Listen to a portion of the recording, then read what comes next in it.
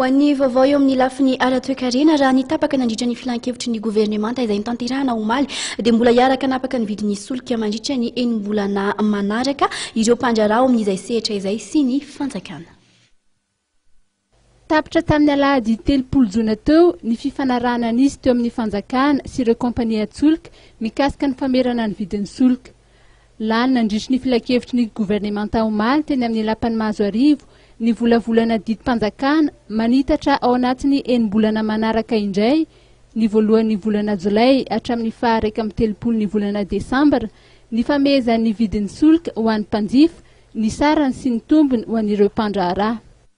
Tazomina izana tazomina hatramin'ny ny solika amin'ny vidiny amin'izao zany satria efa sahirana be mihitsy ny olona nefa le système prolongé jusqu'au 31 décembre 2013 du 1er juillet au 31 décembre 2013 on va encore le gouvernement maintient l'administration du prix à la pompe.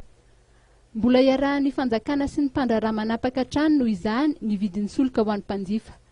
Araka ny loharanom-baovao dia tsy midika akory io fa tsy hisy ny fiovan'ny vidin'ny solika eny amin'ny toby fivarotana. Nandritry ny enim-bolana voalohan'ny taona dia ny didim-pitondrana laharana 24 tsipika 220 no nampiarina mikasika ny vidin'ny solika mandritra io fotoana voafaritra io. Azo nataony nitondra fantsiny amin'ny vidin'ny solika isaky ny voalohan'ny volana ary nisy ny komity teknika najoro mba hikondo mikasika an'izay ka voasolo tena tao anatiny ny fiadidinan'ny primatiora, ny ministeran'ny fitantanam-bola sy ny teti-bola, ny ministeran'ny solika, ny OMH sy ny vondron'ireo mpandraharaha ara-tsolika eto amintsika. Nandritry ny enim-bolana voalohany io dia voatazana tamin'ny vidiny 703 ny litatry ny lasantsy ary 703 kosa ny gazoil. Ireo mpitantana tobi-tsolika dia nanamafy fa tokony politikan'ny fanahalalan'ny mpandraharaha amin'ny famaritana ny vidin'ny solika no ampiarina. Tsara homariana fa 20 miliara ariary no voalaza ao anatin'ny teti-bola mpanjakana 13 fa atokana ho an'ny sehatry ny solika.